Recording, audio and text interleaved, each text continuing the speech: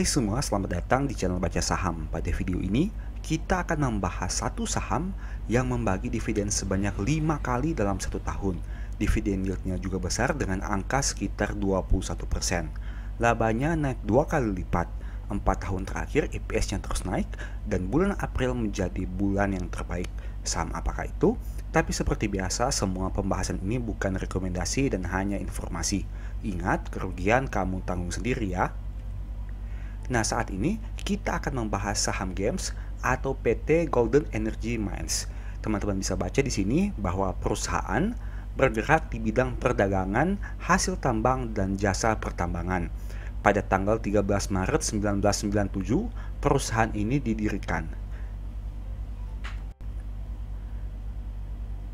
Nah, sekarang kita lihat untuk pangsa pasarnya. Pada tahun 2021, pangsa pasar batubara perusahaan terdiri dari pangsa pasar domestik dan beberapa negara di Asia. Untuk detail lengkapnya bisa baca pada tampilan berikut ini.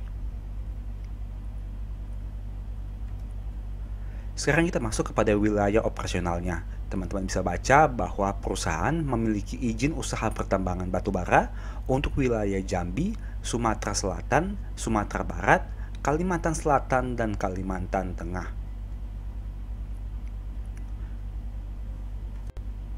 Nah, kita masuk kepada struktur pemegang sahamnya. Saham GEMS ini ternyata dimiliki oleh PT Sinarmas Group, yang mana teman-teman bisa baca di sini untuk detail pemegang sahamnya. Dan hanya 7,5% saham yang berada di masyarakat.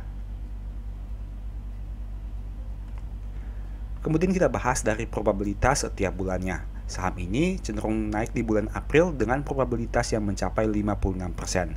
Bahkan pada tahun 2021 dan 2022 terjadi kenaikan yang sangat signifikan di bulan April.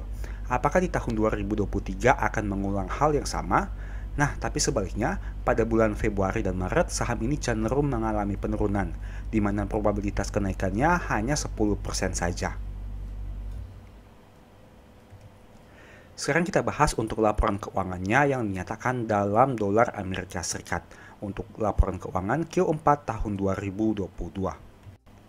Pertama, dari sisi total aset. Perusahaan ini punya total aset yang mencapai 1,1 miliar dolar di tahun 2022. Angka ini mengalami peningkatan yang cukup signifikan dibandingkan tahun 2021. Nah, kita bisa lihat mayoritasnya berasal dari saldo kas sebanyak 329 juta dolar. Angka ini mengalami peningkatan yang dibandingkan tahun 2021. Sekarang kita bandingkan saldo kasnya dengan total liabilitasnya. Ternyata mereka butuh sumber dana yang lain apabila ingin melunasi seluruh hutangnya yang berjumlah 570 juta dolar. Karena saldo kasnya hanya bernominal 300-an juta dolar saja. Nah, mayoritas liabilitasnya berasal dari hutang usaha pihak ketiga sebanyak 225 juta dolar. Ada juga hutang pajak sebanyak 122 juta dolar. Berikutnya kita bahas dari sisi ekuitas. Ekuitasnya berjumlah 551 juta dolar yang mengalami peningkatan dibandingkan tahun sebelumnya. Bisa teman-teman lihat di sini, saldo laba yang belum dicadangkan naik signifikan dari 92 menjadi 327 juta dolar di tahun 2022. Berikutnya dari aspek laba rugi, pendapatan usahanya naik signifikan dari 1,5 miliar menjadi 2,9 miliar juta dolar di tahun 2022. Begitu juga dengan beban pokoknya yang naik hampir 1 kali lipat.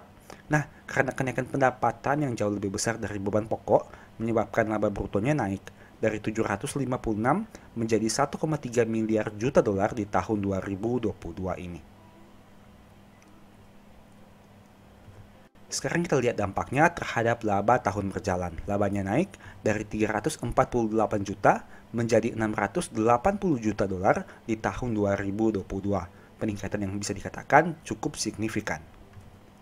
Berikutnya dari aspek IPS, IPS perusahaan konsisten naik setiap tahun, setidaknya sejak tahun 2019 hingga 2022, di mana kinerja pada tahun 2022 ini menjadi yang terbaik dalam 4 tahun terakhir.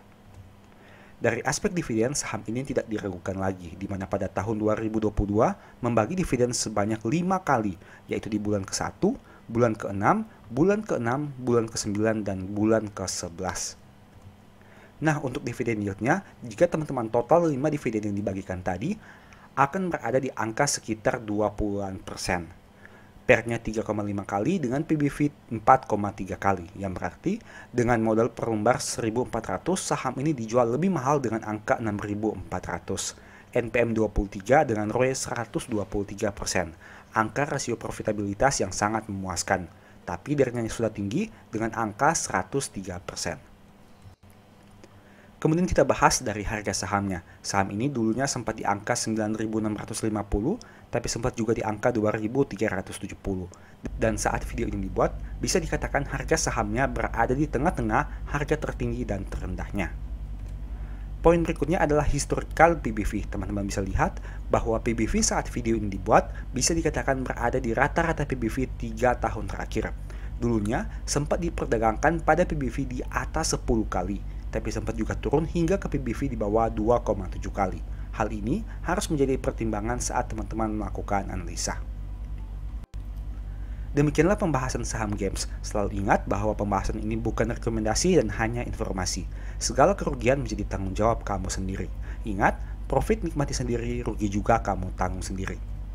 Nah, apabila kamu tertarik mempelajari cara analisa laporan keuangan dengan lebih detail, mungkin ebook cara cepat analisa laporan keuangan ini bisa membantu. Di sini banyak pembahasan mulai dari saldo kas di komponen neraca hingga ke analisa arus kas yang disajikan point by point. Ada juga file Excel yang berfungsi sebagai fitur screening laporan keuangan secara otomatis yang diharapkan bisa mempermudah kamu dalam melakukan analisa. Apabila tertarik melakukan pembelian, silahkan chat saja di nomor WA yang tercantum ini. Oke, sekian video ini, semoga bermanfaat. Thank you.